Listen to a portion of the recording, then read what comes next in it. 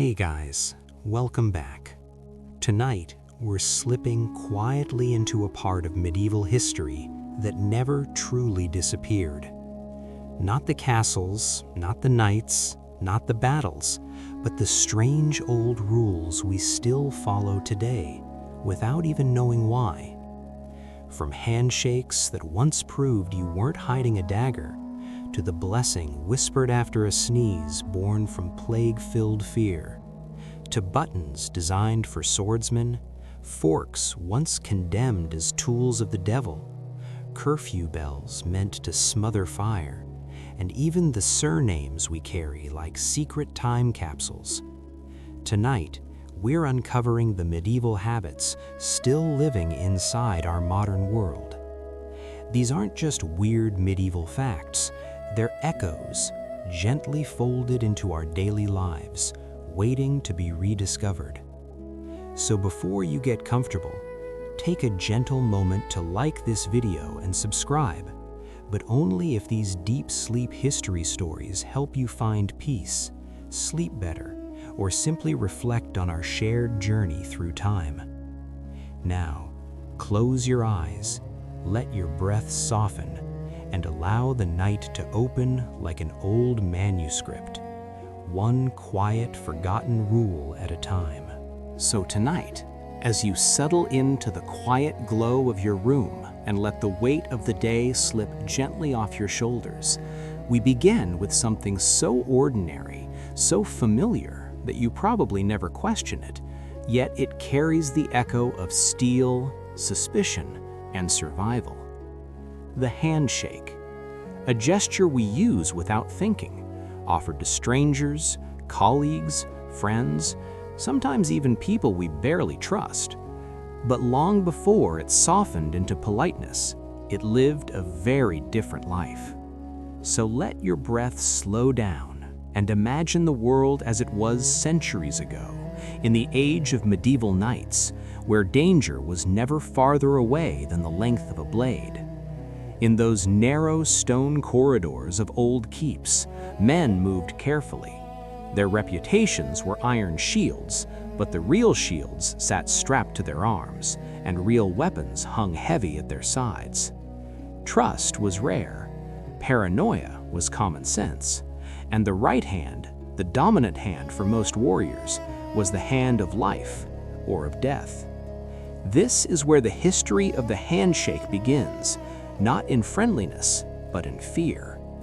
To extend your right hand to another knight was not a warm greeting, it was a declaration, a promise that you approached unarmed, that your palm held no dagger and your sleeve hid no small blade.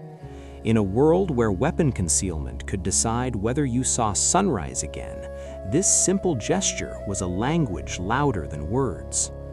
Imagine two knights standing a few steps apart, their cloaks brushing the cold ground.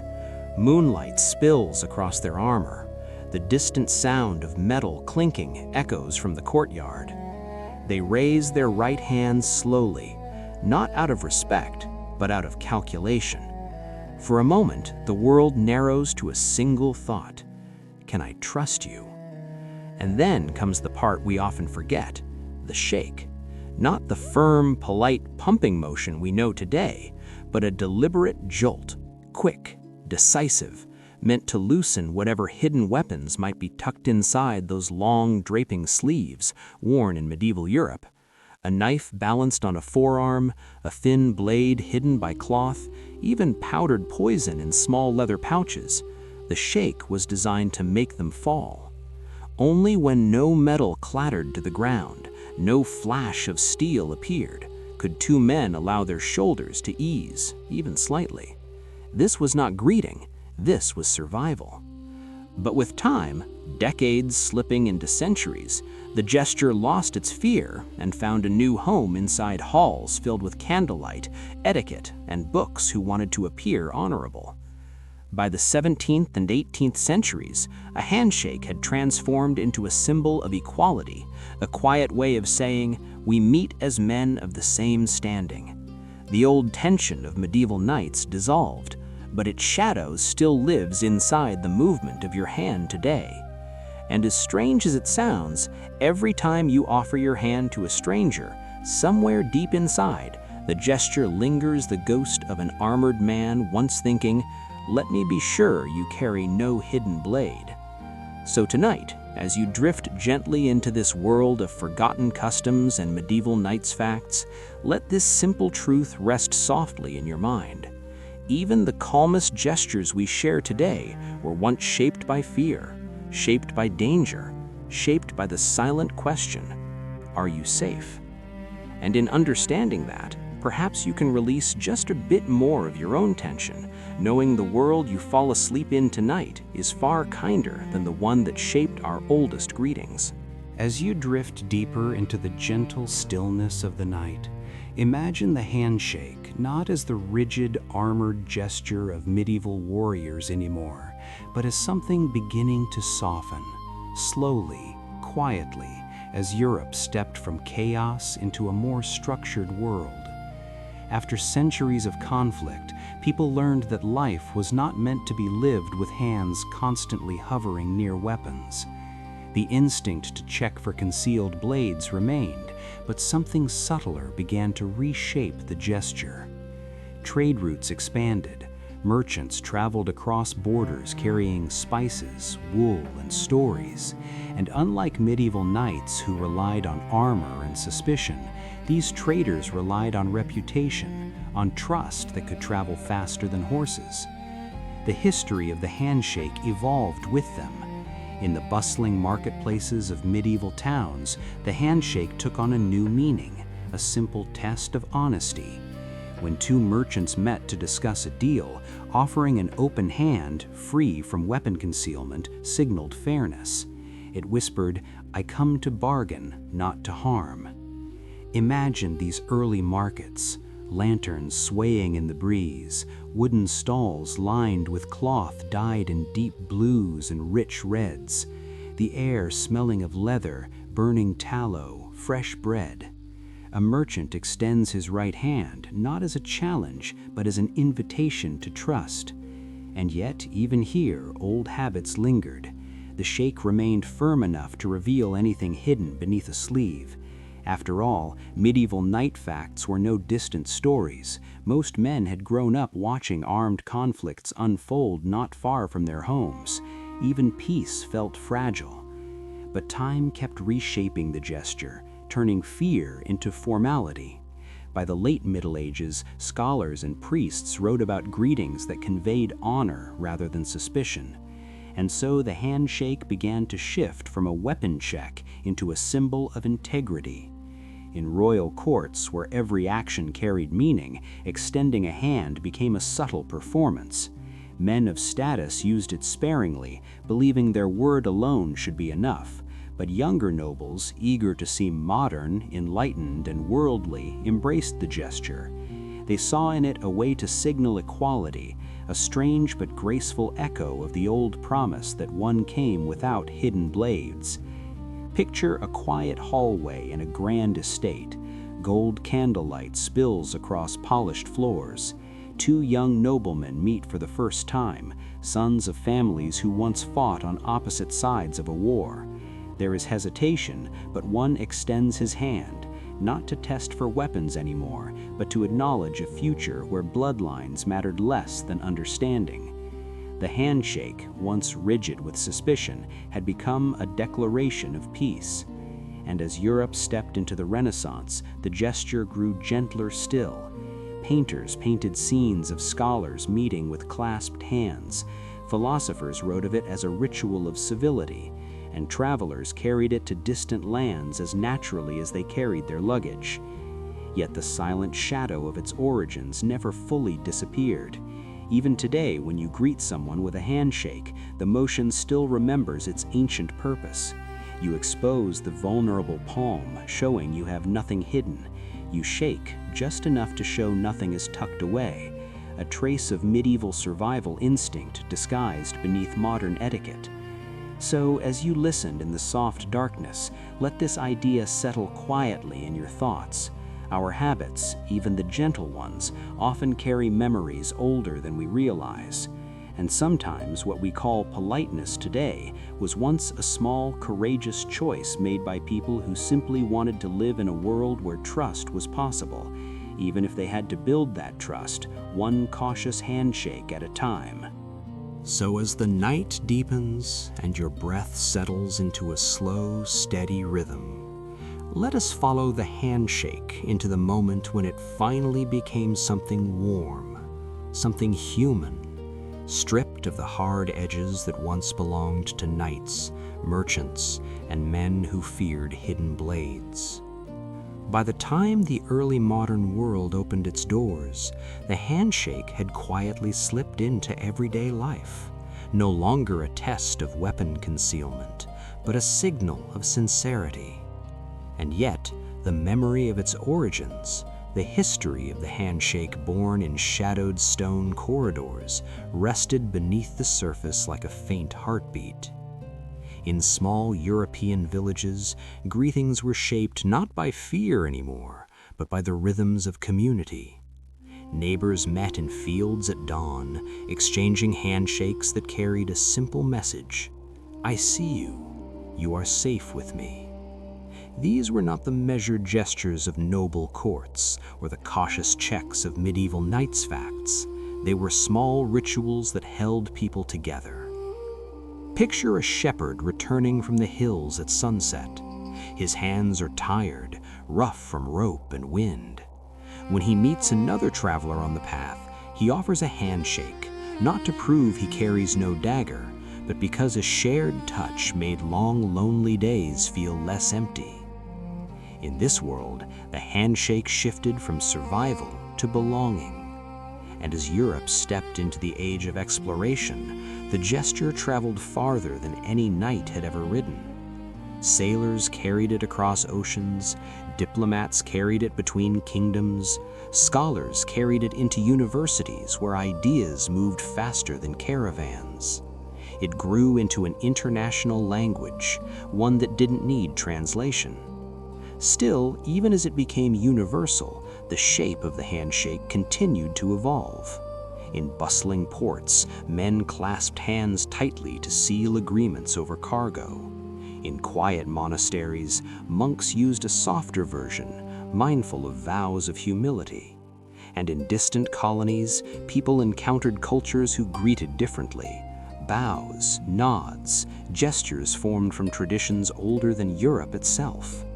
The handshake adapted, shifting just enough to feel respectful while still carrying the essence of its past.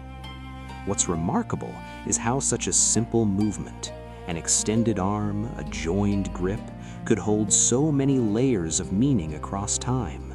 Strength, honesty, peace, recognition. For centuries, people have argued over what makes humans trust one another.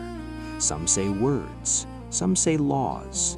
But in truth, sometimes trust begins in the smallest moment when two hands meet, palms exposed, defenses set aside. And perhaps this is why the gesture survived when so many medieval customs vanished. It was never just a greeting. It was a quiet agreement to be human together, even if only for a heartbeat.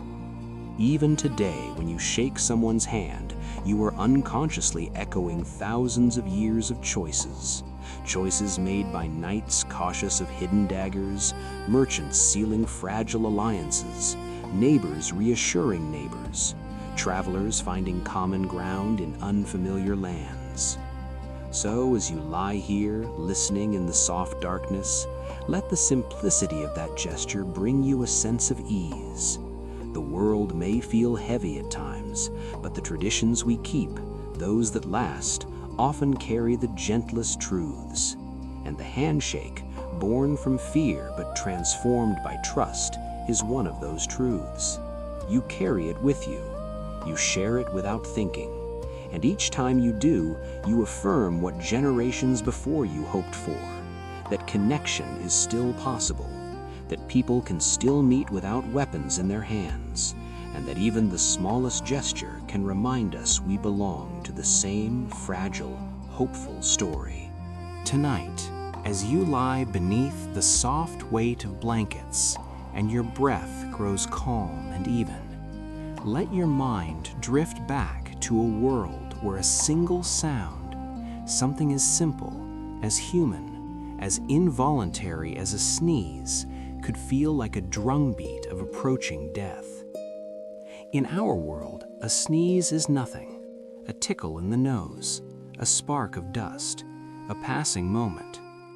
But if you close your eyes and let the centuries fall away, you'll find yourself standing in the year 590 AD, where the shadow of the bubonic plague stretched across Europe like a living storm. In that time, the history of the bubonic plague was not written in textbooks yet. It was written in fear. It carried no mercy. It moved through villages without warning, through doorways, through night air, until every cough, every shiver, every sneeze felt like a whisper from something dark and patient. And it was in this world, trembling beneath the weight of sickness, that Pope Gregory I stepped forward with a decree that would outlive kingdoms. He ordered that whenever a person sneezed, those nearby should immediately pray, invoking God's protection as quickly as one might light a candle in the wind. To the weary people of his time, this was not superstition, it was survival. For a sneeze was not a harmless twitch of the nose, it was one of the first signs that the Black Death might be stirring inside the body, quiet, unseen, unstoppable. Imagine the streets of Rome in 590. The air is heavy with incense from hurried prayers. Bells toll slow, mournful notes across rooftops. Somewhere, a child sneezes and a mother freezes as though the world has tilted. A simple sneeze, a sound that could mean nothing or everything. In these tense moments, people clung to the superstitious origins of an older belief, one whispered long before the plague. For centuries, many thought that when someone sneezed, the force expelled something far more fragile than air, the soul itself. A sneeze, sudden and powerful, could open a momentary doorway inside the body, a tiny break in the fortress of flesh, just long enough for evil spirits to slip in. The breath that left was sacred, the empty space it created was dangerous, and so the words, "God bless you," were not polite, not casual, not a habit murmured without thought. They were a shield, a barrier, a plea. People believed these words could seal the body again, like stitching closed a seam before something dark found its way inside. Picture yourself standing in a small candlelit room in ancient Rome. A man sits at a table, weary from tending to the sick. His hands tremble slightly as he lifts a cup of water. Suddenly he sneezes, a sharp, echoing sound in the quiet night. His wife gasps and whispers, "God protect you," her voice trembling with love and fear. She is not thanking him. She is guarding him, guarding his soul, guarding their future. And the man nods, breath steadying, as though the words themselves were a cloak placed gently over his shoulders. That tiny exchange, one sneeze, one blessing, became a ritual strong enough to survive plagues, wars, collapsing empires, and shifting centuries.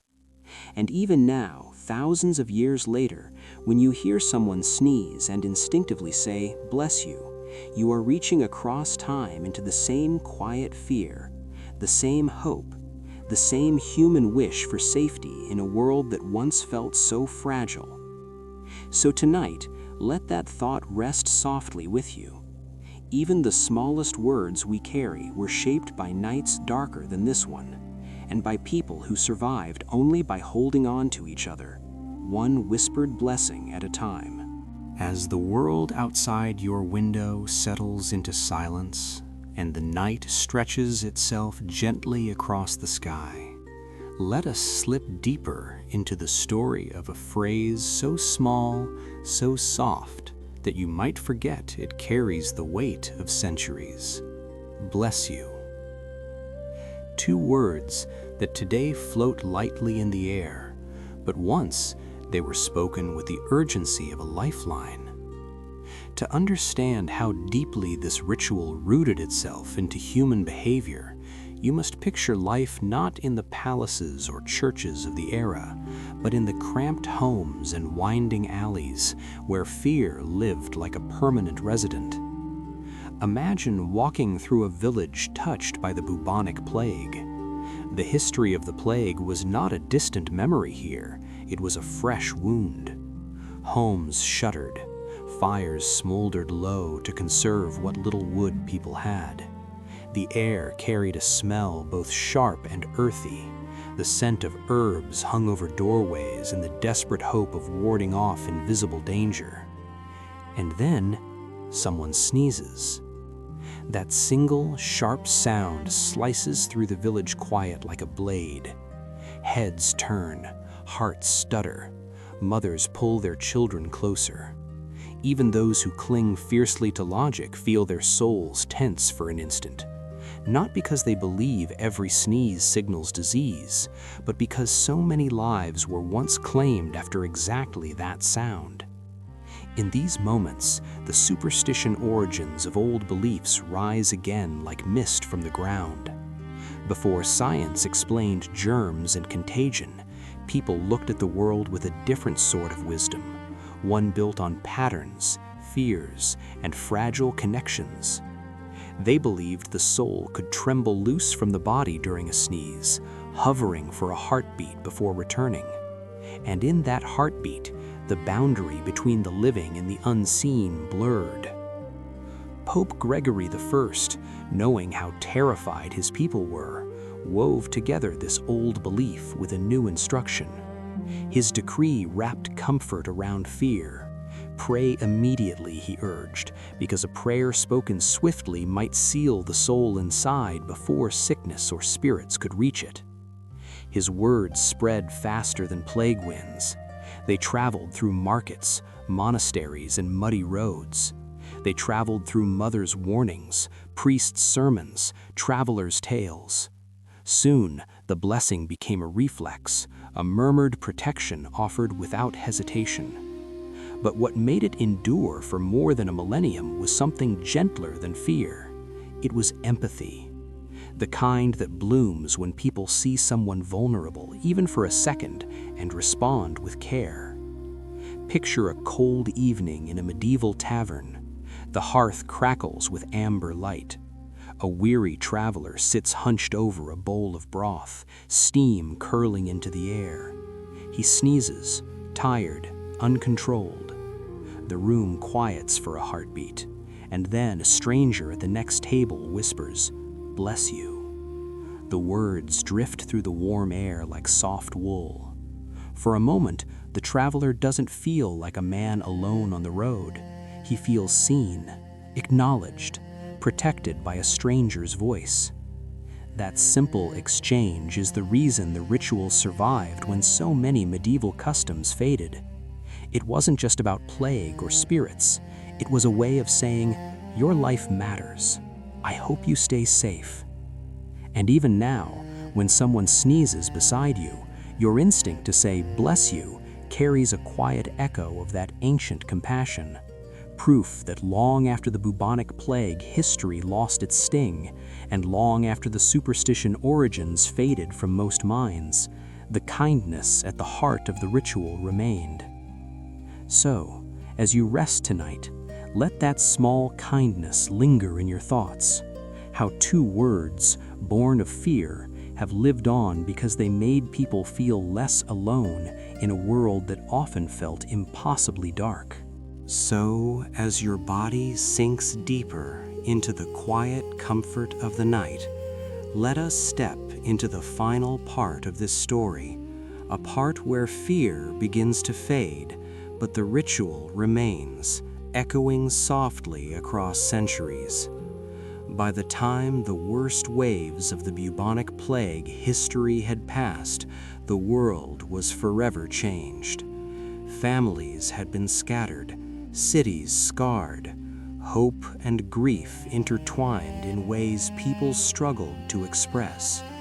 But in the wake of all that loss, the smallest habits, the ones that made life feel gentle, held on the tightest.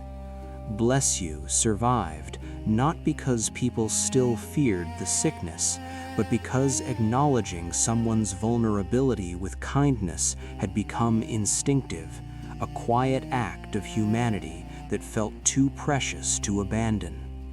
Imagine Europe slowly recovering, new generations being born who never witnessed the darkest nights of disease, but still inherited the echoes of those who lived through them. These children grew up hearing their parents whisper blessings after every sneeze, the meaning softened, but the intention still warm. They didn't know the superstition origins behind it. They didn't know how Pope Gregory I had once urged terrified crowds to pray with urgency. They only knew that when someone sneezed, someone else cared enough to answer. This tenderness transformed the ritual. What began as a shield against death became a gentle acknowledgement of life. Picture a small classroom in the early Renaissance. Sunlight falls through leaded glass windows in soft squares on wooden desks. A young boy sneezes, just a burst of dust stirred by chalk powder. His teacher pauses mid-sentence and murmurs a blessing. The other children continue writing, not alarmed, not afraid, simply accepting that this is what people do. Acts become traditions long before anyone stops to question them. Far from Europe, as merchants and sailors carried their customs to distant shores, the blessing traveled with them. Sometimes it was welcomed, sometimes it was met with confusion by cultures with their own beliefs about breath and spirit. But the gesture adapted because underneath it was something universal, the simple recognition of another person's humanity. The world kept evolving.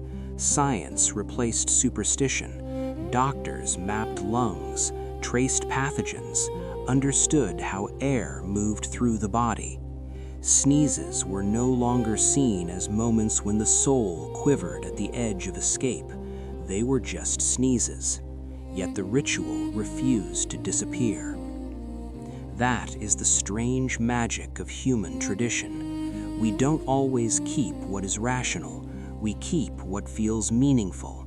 And bless you, spoken quietly, almost without thought, feels meaningful even when we no longer fear the dangers that once shaped it. Picture yourself now in a modern city.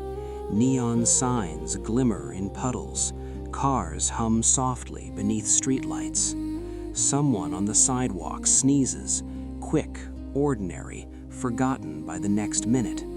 But a stranger nearby, almost reflexively, says, "Bless you."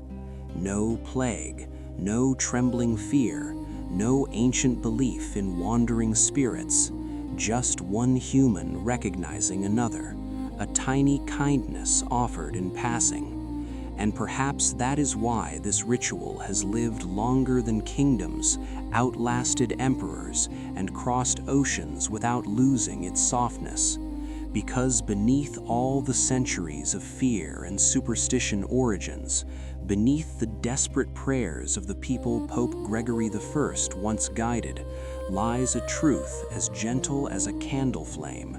Humans survive best when they care for each other, even in the smallest ways. So, as you rest tonight, let this final thought settle quietly inside you. Every bless you spoken across history has been a reminder that we are connected, not by fear, but by compassion, and the world becomes a little softer each time someone chooses to speak those two small words. Tonight, as you settle deeper into the softness of your pillow and let the world slip gently into silence, take a moment to imagine something so ordinary that you've probably never questioned it. something resting right on your chest at this very moment, quietly following a rule older than the nations we live in. Buttons, the simple row that runs down your shirt. Look at them someday, not now, the night is too peaceful, but someday notice how they sit. If you wear a man's shirt, the buttons rest on the right. If you wear a woman's shirt, they sit on the left. And though this feels natural, even inevitable, the truth is that the fabric over your heart still carries the echoes of swords, servants, and the unspoken rules of medieval society. To understand how this tiny detail became part of clothing history, you must step into a world where fashion did not exist to look pleasing, it existed to survive. Picture a medieval morning, centuries ago. A knight preparing for his day, fastening his tunic, the air cool against the stone walls of his home. Outside, horses stamp impatiently. Armor waits like a silent animal in the corner. In his world, danger was never mythical, it lived just beyond the door. And because most men were right-handed, the sword hung from the left hip. The draw had to be fast, smooth, unobstructed. The right hand had to move across the body in a single, clean motion. Any hesitation could be the difference between life returning home at dusk or not returning at all. And so men's garments were designed with buttons on the right, allowing the left flap to lie on top, flat and still. Nothing loose, nothing catching, nothing standing between a man and the steel he depended on. It is one of the quietest medieval fashion facts. Clothing did not flatter the body, it protected the body. The rows of buttons we use today come from a time when cloth had to obey the logic of the battlefield. But the story does not end there, because men were not the only ones whose clothing carried meaning. Women's garments followed an entirely different path, one shaped not by warfare, but by the delicate machinery of social class history. In the homes of nobles, duchesses, queens, and daughters of wealthy families, women did not dress themselves. Layers of fabric, undergarments, corsets, laces, and ribbons, these were not meant for hurried fingers. Dressing was a ritual, a performance, and someone else performed it. Servants, handmaids, women who stood facing their mistress, their hands moving quickly, their minds trained to read gestures and anticipate needs. And because servants were overwhelmingly right-handed, clothing makers quietly shifted the buttons to the left side of the garment so the servant facing the wearer could fasten each button with natural, fluid precision. It was efficient, elegant, invisible, a design shaped entirely by a relationship between two people, one who wore the garment and one who fastened it. For noble women, this placement became a symbol, subtle, silent, woven directly into cloth, of status. Only those wealthy enough to have a servant needed their buttons reversed. Only those high enough in society could afford clothing made to be fastened by someone else. The left-sided buttons were not fashion, they were hierarchy stitched into fabric. And although the Middle Ages faded into memory, these rules were never rewritten. They simply lived on, so quietly that most of us never questioned them. So as you drift into the soft darkness tonight, let yourself marvel at how something as small as a button can carry the shape of history. The shirt against your skin is not just cloth, it is a map of old worlds, worlds of swords drawn at dawn, of servants lacing gowns in candlelit rooms, of lives separated by status and danger. And somehow, all of that still lives in the simple act of fastening a button. So as the quiet of the night deepens around you and your breath settles into its gentle rhythm, let us move deeper into the fabric of this story, literally. For the placement of buttons so small and so easily overlooked did not remain a simple rule of convenience. Like many parts of clothing history, what began with swords and servants grew roots that threaded themselves through identity, symbolism, ritual, and the silent choreography of social class. After the early Middle Ages, Europe shifted. Battles grew fewer, castles filled with scholars, merchants, and artisans rather than armored men. Yet the traditions stitched into clothing continued to whisper of older worlds. Men wore their buttons on the right not because they expected to draw swords in the marketplace, but because the fashion carried the memory of those who once did. Old habits, especially those born from survival, have a way of pretending they are just normal. Imagine a quiet morning in a medieval town that has begun to flourish. The sun spills over tiled rooftops. A tailor lifts a bolt of linen from his workshop shelf, his fingers sliding over the smooth fabric. He is designing a shirt for a man who has never held a sword in his life, a scholar perhaps, or a merchant who deals in parchment instead of steel. Yet the tailor still places the buttons on the right, not out of logic, out of continuity, out of an unspoken agreement with history. This is how men dress. It was one of the unchanging medieval fashion facts. Fashion obeyed what had come before, even when the reason had faded into dust. Women's clothing stayed equally bound to its origins. Even as gowns became lighter and silhouettes shifted to reflect new tastes, the placement of the buttons on the left remained untouched. For wealthy women, the ritual of dressing continued, a maid pulling fabric across her body, fingers moving quickly, candlelight glinting off polished buttons. And for women of lower classes who did dress themselves, clothing was still designed following the rules of those above them. Fashion flowed downward, not upward. It rarely asked permission. Imagine a girl in a working-class home centuries ago. She owns only 2 dresses, both worn thin from years of sun and smoke. She does not have a servant, nor has she ever seen the inside of a noblewoman's dressing chamber. But the buttons on her dress sit on the left, an echo of a world she is not part of, a rule created for women who live lives she will never touch. The cloth she wears carries the ghost of someone else's luxury. This is the quiet power of social class history. Often we inherit structures built for worlds that never considered us, and yet we follow them without hesitation.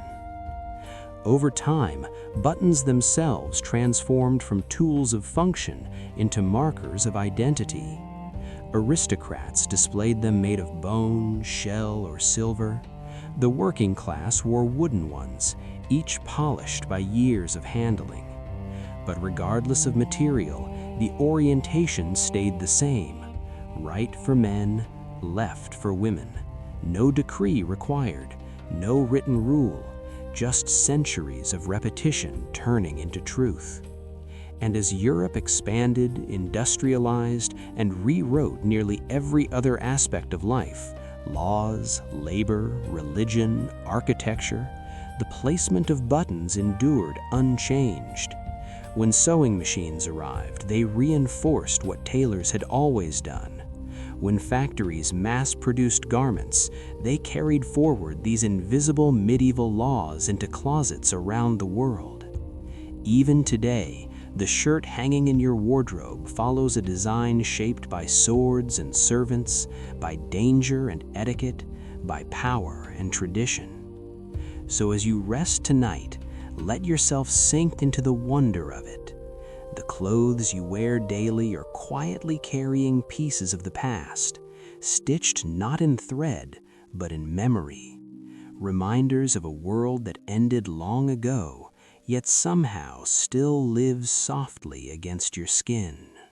As the night folds gently around you, and everything slows into that soft, weightless quiet, let us follow these humble buttons into the final stretch of their journey, into the moment when their medieval purpose faded, but their placement endured like a shadow that forgot the body it was cast from. By the late Renaissance and the centuries that followed, the world had grown almost unrecognizable compared to the age of swords and servants. Streets bustled with traders, artists, apprentices, and wanderers. Empires expanded, printing presses hummed, science challenged old beliefs. But the clothing people wore still carried silent codes born long before enlightenment ever flickered into view. Men continued to wear their buttons on the right, not because they still reached for blades, but because society had quietly woven the idea of masculine practicality into the fabric. A right-sided row became a symbol of independence, of dressing oneself quickly and efficiently. And though the battlefield had disappeared from their daily lives, the memory of that battlefield lingered in their shirts. Women, meanwhile, kept their buttons on the left, long after homes had grown smaller, after servants became rare, after daily life no longer included a lady's maid standing patiently at dawn. The rule began as a gesture of convenience for the servant. It transformed into a whisper of status. Then, over time, it became something softer, a tradition kept simply because it felt familiar. And the familiar often survives better than the functional. Picture a seamstress in the 1800s, working in a cramped attic where sunlight filters through a narrow window. Her needle glides through fabric with quiet precision. She doesn't pause to question why the buttons go on the left for women. She follows a rhythm older than her grandmother. The rule exists, so it must be right. That is how clothing history often moves, not through design, but through inheritance. Meanwhile, society itself shifted in ways no tailor could have imagined. Women entered workplaces, universities, factories, and later, every corner of modern life. Men wore softer fabrics, fewer weapons, more expression. The lines that once divided social class blurred, broke, and re-wove themselves. Yet the orientation of buttons, the tiny detail birthed by war on one side and servants on the other, remained untouched. And perhaps the most poetic part of this quiet survival is how few people ever noticed it happening. Imagine a moment in the present day. You're standing in a clothing store, running your fingers along the fabric of a shirt. You admire the color, the softness, the stitching. You button it absent-mindedly and feel how natural it is. You don't realize that the simple motion you just performed would make perfect sense to a knight preparing for battle or a servant dressing her mistress under candlelight 1,000 years ago. The past lives inside gestures we no longer see. Buttons are one of those hidden messengers. They cling to the world not because we need them to, but because the past has a way of resting where we least expect it. With us, against our skin, each morning and night. And perhaps that is why these medieval fashion facts endure. Not to remind us of battle or hierarchy, but to remind us that every generation inherits more than stories. We inherit habits, designs, invisible rules smoothed into normalcy by time. So as you drift towards sleep, let this thought settle softly inside you. You are wrapped, even now, in a tapestry woven by people who never knew your name, never saw your world, but shaped the way you dress every single day.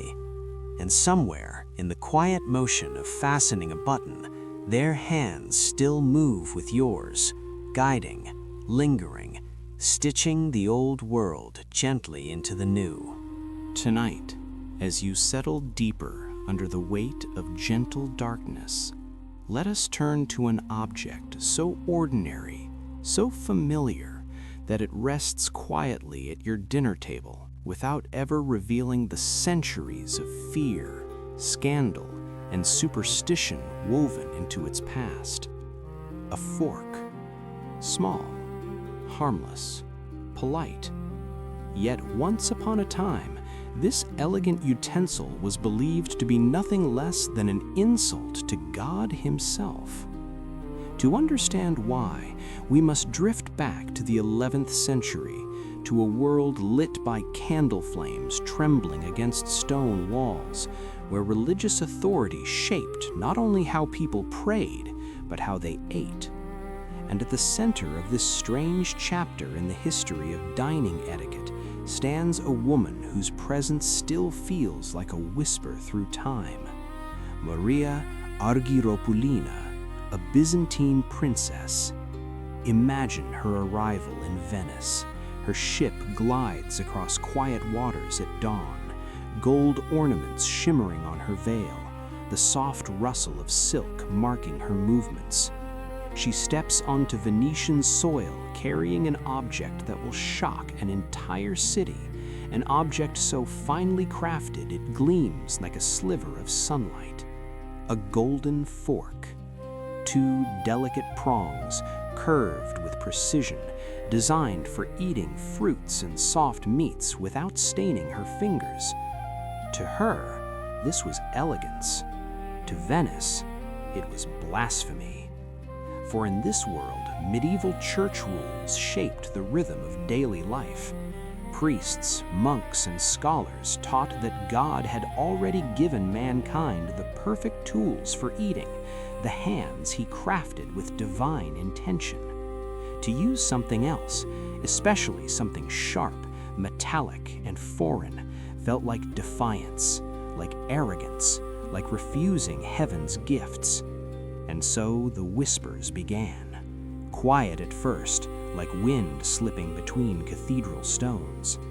"She does not eat with her hands," they murmured. "She chooses a tool instead, a tool shaped like a devil's talon." And as with so many weird history facts, suspicion grew faster than truth. Soon the church condemned the fork outright. "God has provided us natural forks," one preacher declared, "and it is not his will that we use artificial ones from the devil." Words like these carried weight, heavy weight. In a world where faith defined morality, Maria's golden fork became a symbol of vanity, of sin, even of danger. And yet, imagine her at dinner, candles flickering softly, musicians playing faintly in the corner.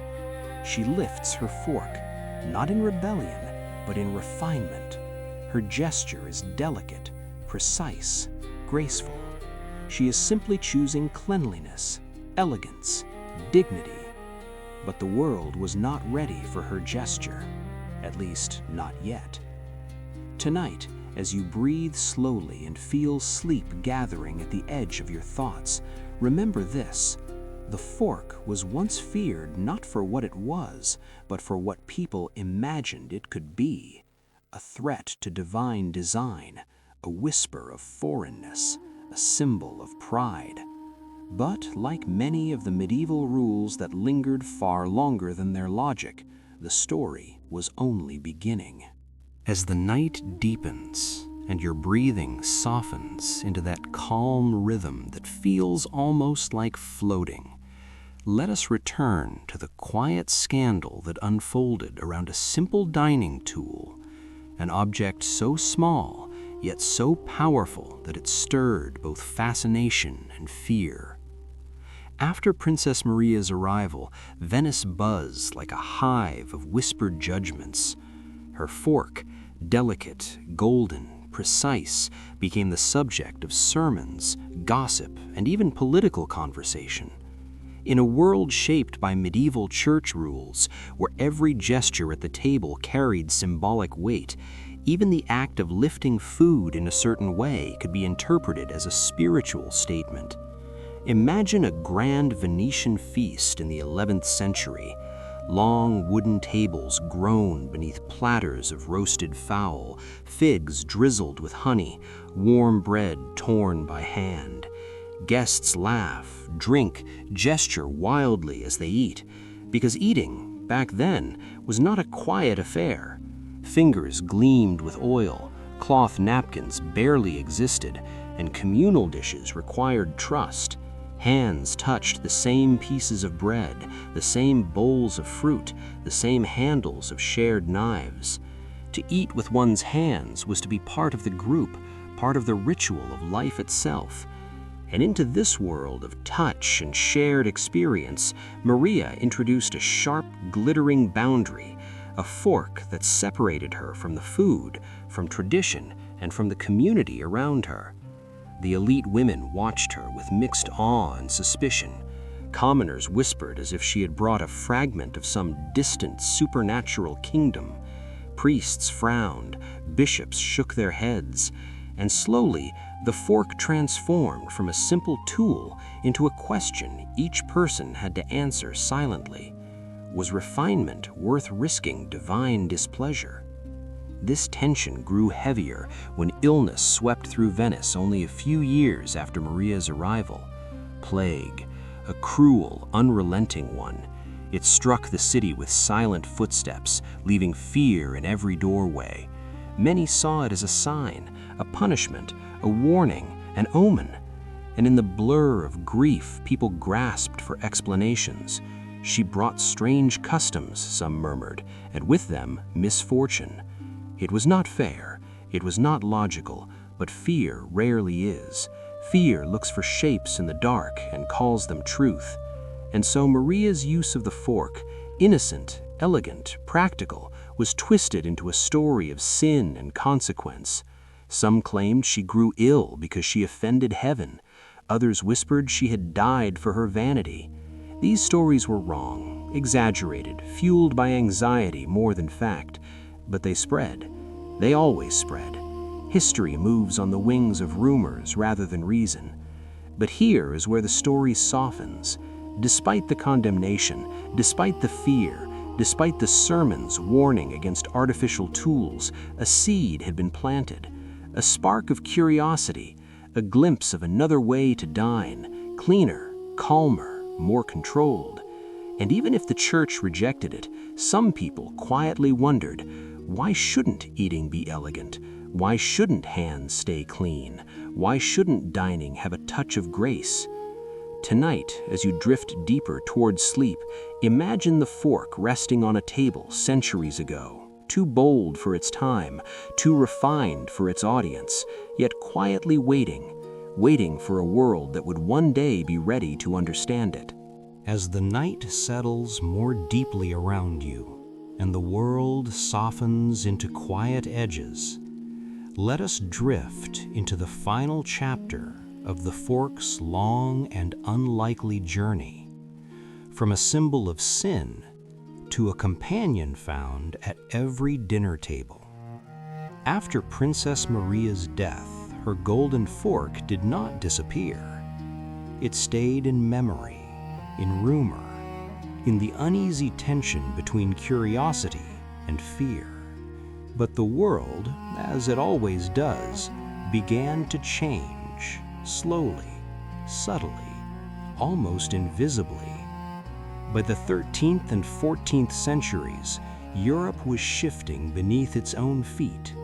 Trade routes expanded like veins across continents, carrying spices, fabrics, perfumes, and ideas with them. Along these routes, travelers watched how other cultures dined, carefully, gracefully, with tools designed to separate fingers from heat and oils. Curiosity grew. A seed planted long before finally found a place to sprout. Still, medieval church rules held firm. The clergy insisted the fork was unnecessary, even sinful, arguing that God had crafted human hands for nourishment. But something new was rising, a longing for refinement, for ceremony, for the gentle control of a clean and graceful meal. Imagine a merchant returning from Constantinople with stories of glittering banquets. They eat without dirtying their hands, he whispers to friends over mugs of ale. They use slender tools, elegant little instruments. The idea sounded absurd, foreign, too delicate for hearty European feasts. But fascination has a way of slipping through cracks. Wealthy nobles, eager to display their worldliness, began adopting forks in private, one by one, quietly, without announcement. Picture a noblewoman in Florence, centuries after Maria. She lifts a fork, perhaps wooden, perhaps silver, depending on her fortune. No priest scolds her, no crowd condemns her. The world has shifted just enough for curiosity to outweigh fear. The fork slowly becomes a symbol not of arrogance, but of education and travel. A whisper that says, "I have seen more than my village. I have dined in places you cannot imagine." And yet, pushback persisted. Some mocked the tool as unnecessary. Others called it effeminate, fragile, foreign. But time, patient as always, waited. By the Renaissance, dining etiquette had transformed from a simple necessity into a social art. Tables were set with intention. Courses were served with rhythm. And in this blossoming of ritual, the fork found its home. No longer a threat, no longer an insult to heaven, just a quiet partner in the dance of a meal. Still, it took centuries to shift from rare curiosity to universal presence.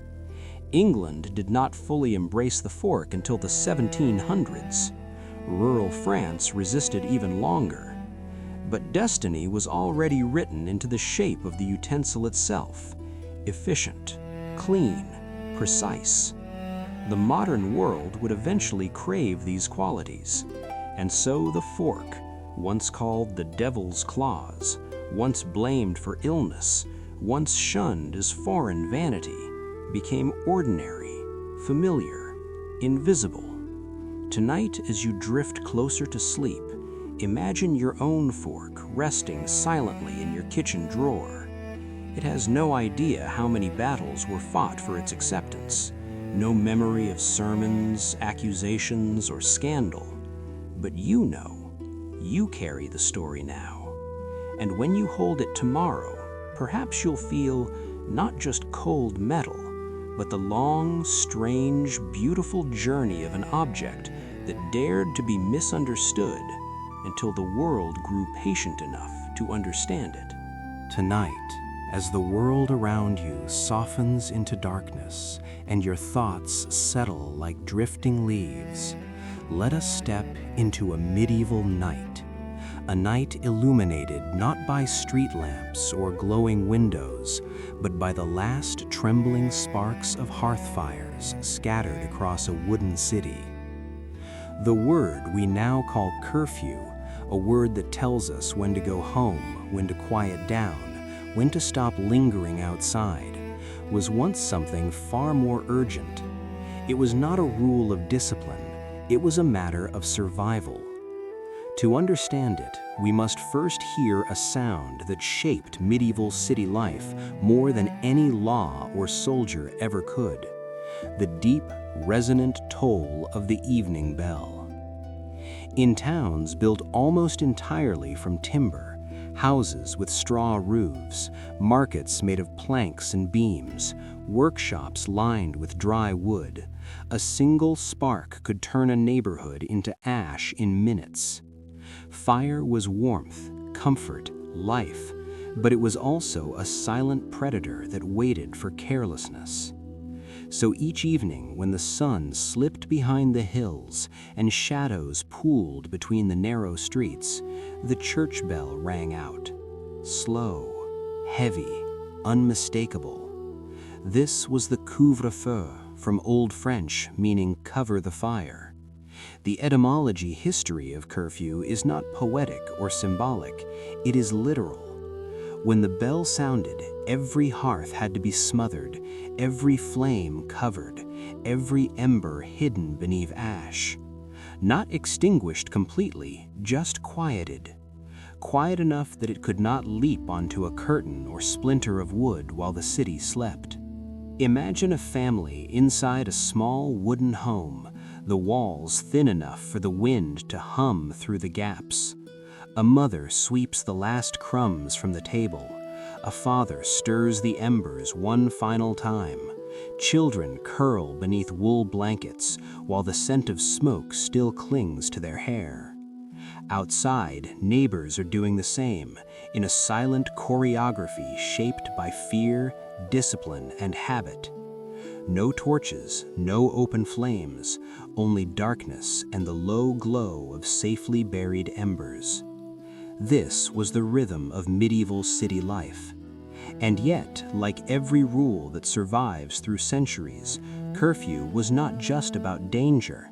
It became routine, a boundary between day and night, a signal that reminded everyone, from blacksmiths to bakers to wandering traders, that the time for work had ended.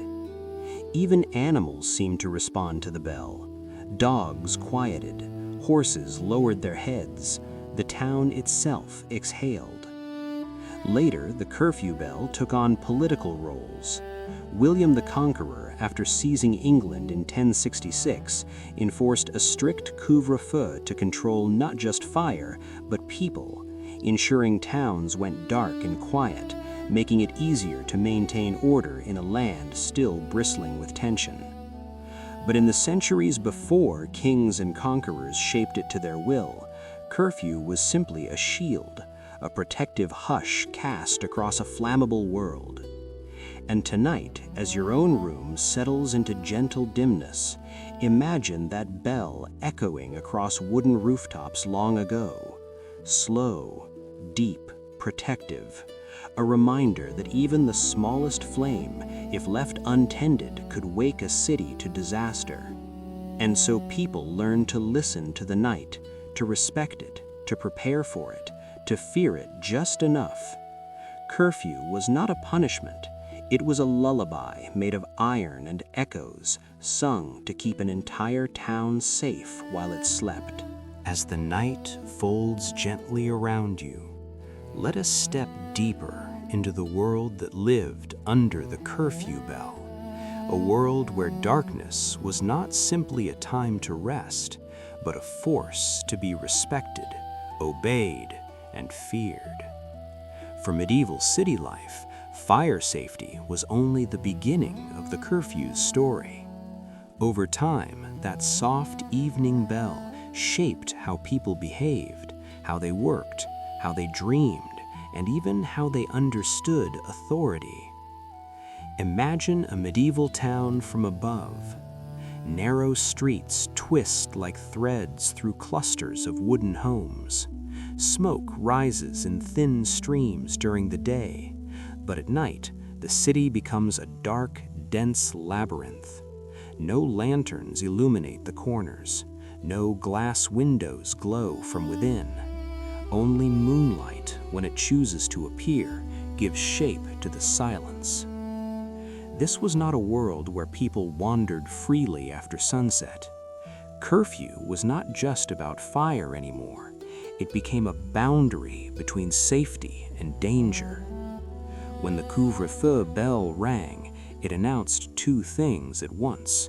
The city is now vulnerable, and the city is now protected. Inside homes, families locked their doors made of heavy oak. Iron bolts slid into place. The crackle of smothered embers faded beneath blankets of ash.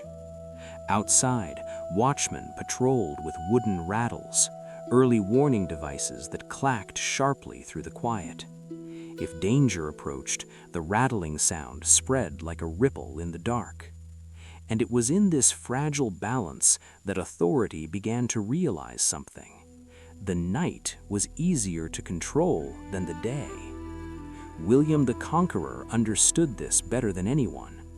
After taking England in 1066, he enforced a strict curfew across the kingdom. The bell did more than protect wooden homes. It quieted rebellions before they had room to take root. When the couvre-feu bell rang, people stayed indoors. Taverns emptied, markets closed, conversations ended. The world shrank into silence, and with silence came order. The curfew bell became an instrument not just of safety, but of rule. It told people when to stop gathering, when to stop planning, when to stop resisting. It reminded them that the night belonged not to themselves, but to the king. Yet, even under this strictness, the curfew shaped everyday life in gentler ways. In villages, it marked the shift from labor to rest. Farmers would stack the last of the firewood, smiths would wipe soot from their hands, and children would curl up in lofts smelling of hay. With the bell's final echo, the day exhaled. The town changed shape. People whispered more. Footsteps softened. Even the air felt different, as though the whole world had been hushed by an invisible hand. In this dim, quiet world, stories traveled with ease. Tales of spirits wandering after curfew, of thieves hiding in alleyways, of wolves slipping through town gates. These weren't just superstitions, they were a way for people to narrate the dangers that the law could not describe. Curfew created space for imagination to bloom in the darkness. And as the rule tightened or loosened across centuries, the word itself evolved. From couvre-feu, cover the fire, it slowly shifted through accents and usage into the English curfew. This small change in sound marked a much larger change in meaning. The word drifted away from flames and ash and drifted toward people, toward movement, toward behavior. What began as a safety ritual became a social command. Tonight, as you drift deeper into calm, imagine that transformation happening not with a sudden moment, but with thousands of small ones. Thousands of nights where a bell told a city who it must be once darkness fell.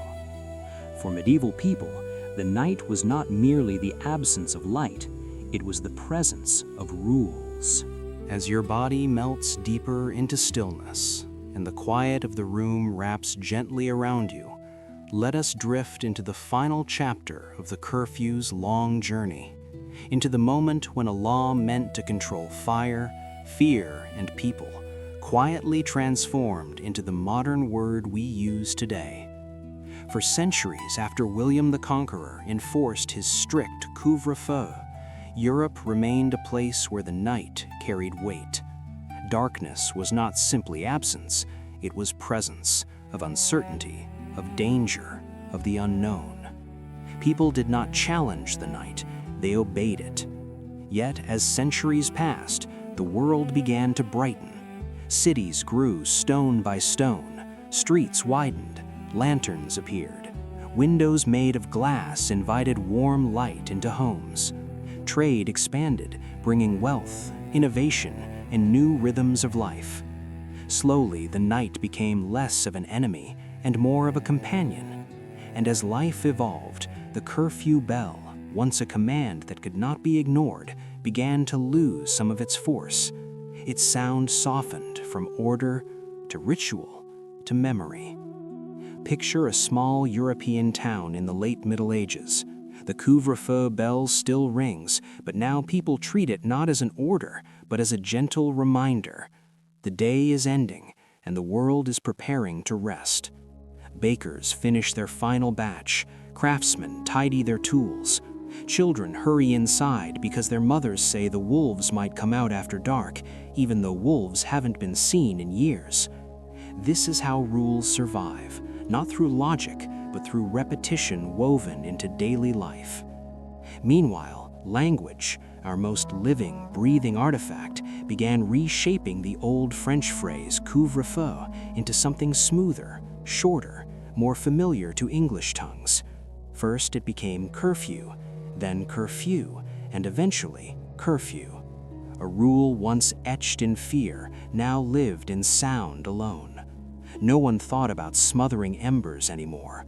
No one imagined wooden rooftops ready to burn, but the word persisted, quietly carrying the ghost of its origin. And then, in the centuries that followed, curfew took on new meanings, new shapes, molded by new societies. In bustling Renaissance cities, it marked the closing of taverns. In expanding empires, it controlled crime. In times of war, it kept streets empty. In times of peace, it helped parents decide when their children should be home. Curfew drifted far from the flames that first shaped it, yet the structure of the word, its weight, its quiet authority remained. Even today, when we hear the word curfew, something in us responds with an instinct older than memory, a sense that night is a boundary, a threshold, a moment to withdraw from the world. And perhaps that feeling is inherited from the people who once smothered their fires with careful hands, listening to the bell echo across wooden rooftops.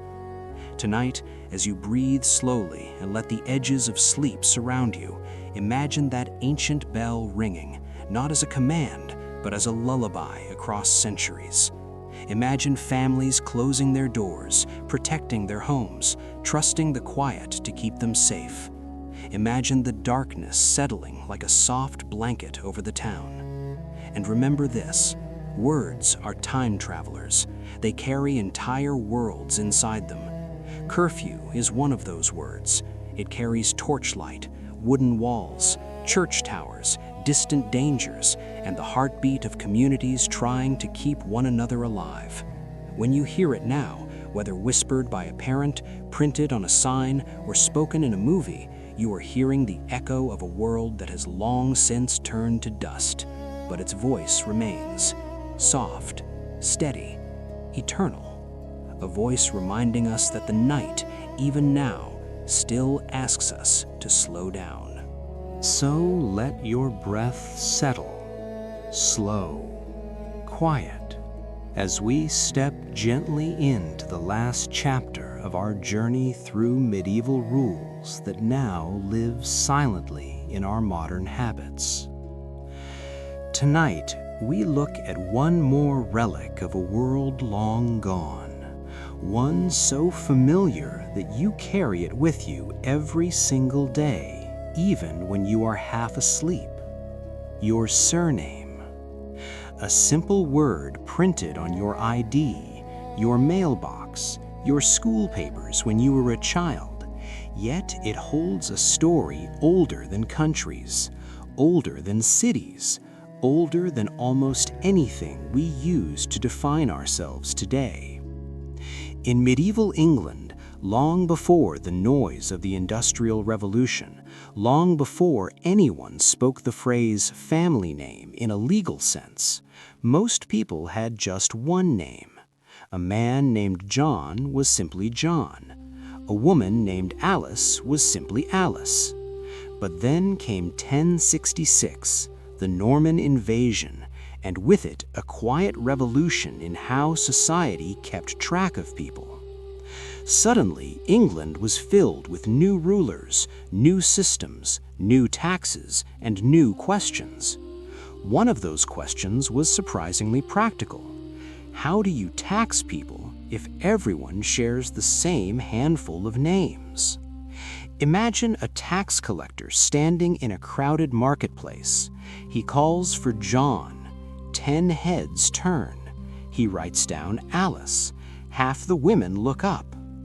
The world was growing, and the old way of naming, simple, personal, intimate, could no longer support the demands of a kingdom trying to record its population. So the English did something beautifully human. They borrowed clarity from the world around them. If John worked as a smith, he became John Smith.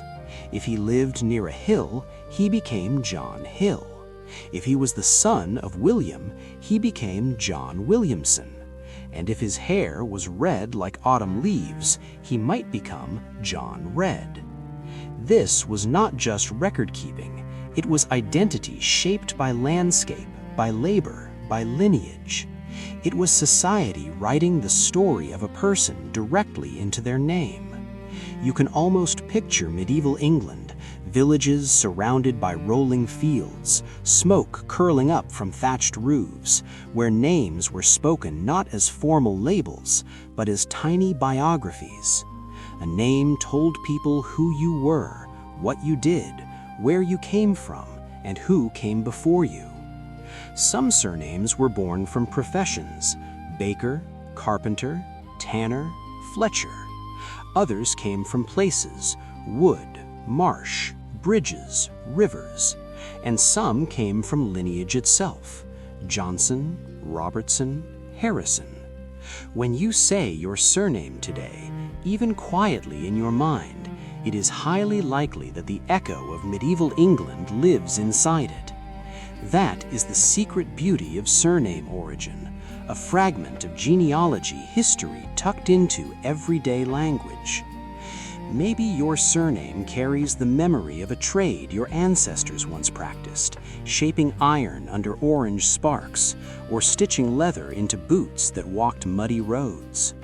Maybe it carries the shadow of a place, an old hill, a grove of trees, a patch of land so ordinary that no map records it anymore.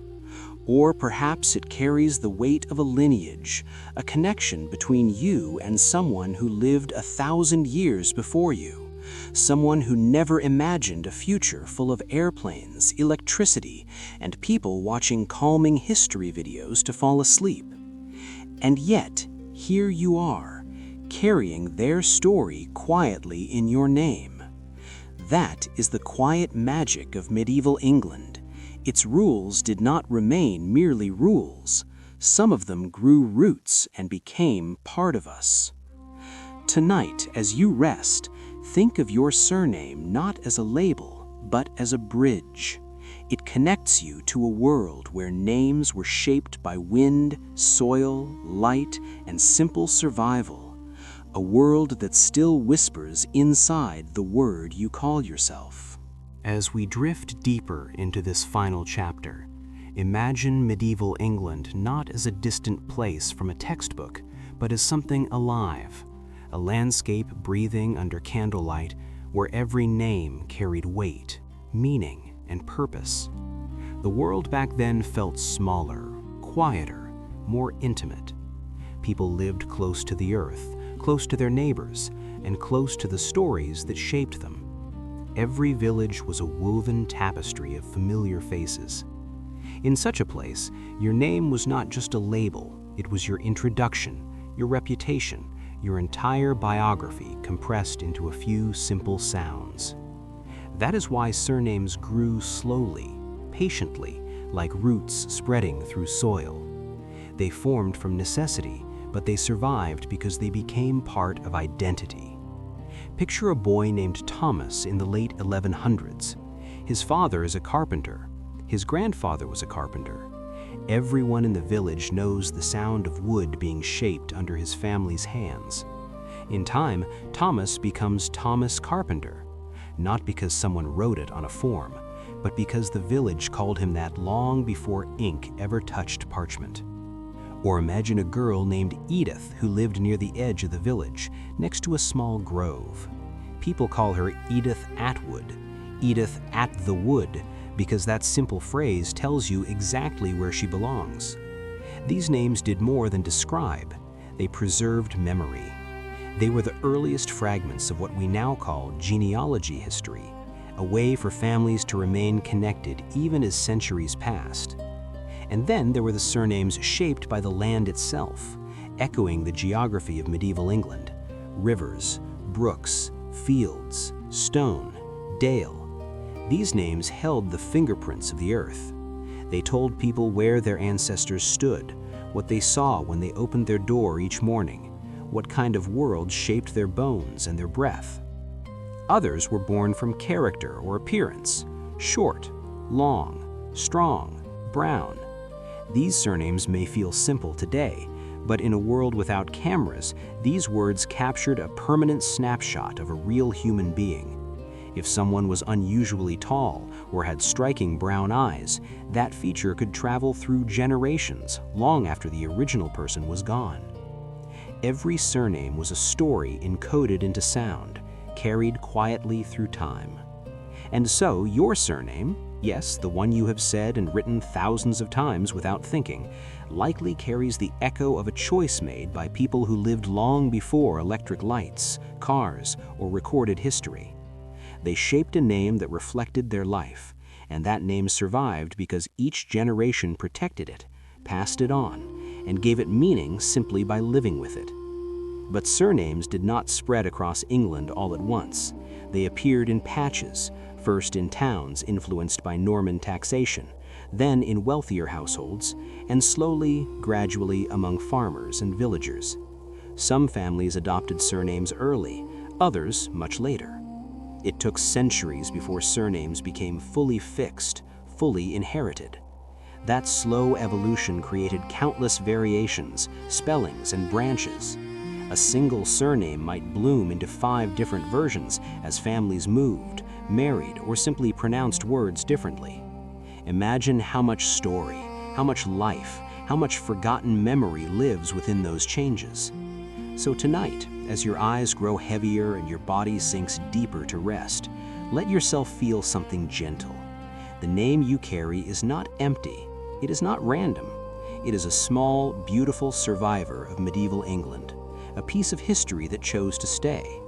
And in this quiet moment, listening to calming history, you are touching the same lineage your ancestors once whispered into the night. As you settle deeper into stillness, let us continue unraveling the quiet thread that connects you to people who lived and breathed 1,000 years before your time. Because surnames, simple, ordinary, almost invisible in daily life, are in truth one of the strongest bridges between the present and medieval England. Think for a moment about how strange it is that a word you inherited at birth could contain echoes of places you have never seen, trades you have never practiced, or ancestors whose names have been lost to history. Yet the surname itself survived, traveling through marriages, migrations, wars, plagues, and endless generations. It is a resilient little artifact, a private piece of genealogy history that lives quietly in your pocket. Now imagine medieval England at the moment surnames truly began to root themselves. Life was changing, populations grew, trade routes expanded, written records became more necessary, more organized, more permanent. Priests kept baptism lists, lords kept tax rolls, markets kept debt records. These early documents began demanding something more stable than a single first name. Over time, the world shifted from calling someone John the baker's son who lives past the river to simply John Rivers. What once required an entire phrase became a single, compact name, efficient, elegant, and lasting. And because many people in medieval England lived their entire lives within a few miles of where they were born, the surname became a reflection of identity so accurate that it nearly told your entire life story without needing further explanation. Picture a family named Shepherd. For generations, they tended flocks in the rolling green fields. Their surname rooted itself so deeply into their existence that even when later descendants moved away from the pastures into towns, cities, or across oceans, the name still carried the breath of open grasslands. Or imagine a family named Knight. Perhaps they once served under a noble banner, or perhaps the name was aspirational, a small dream of status in a rigid society. Whether born from occupation or imagination, the name survived even when swords and shields disappeared. And then there were names shaped by faith and devotion: priest, bishop, abbot. In medieval England, religion was not just belief, it was architecture, law, rhythm, and destiny. These surnames reflect that influence. In each of these examples, a surname is more than a word. It is continuity. It is the past wrapped in sound. It is a quiet companion you carry into every room you enter. And now, Lying here in the dim, listening to calming history, you may realize something beautiful. Your surname does not belong only to you. You are its temporary guardian. It existed long before you were born. It will exist long after you are gone. It is older than your earliest memory, and it will linger beyond your final breath. And in that way, it is one of the few immortal things we inherit without effort. Tonight, let that thought comfort you instead of burden you. You are part of something vast, ancient, and deeply human. A single name carried across centuries connects you to countless people who hoped, feared, worked, rested, and loved just like you. And now, it is time to bring this journey gently to its close.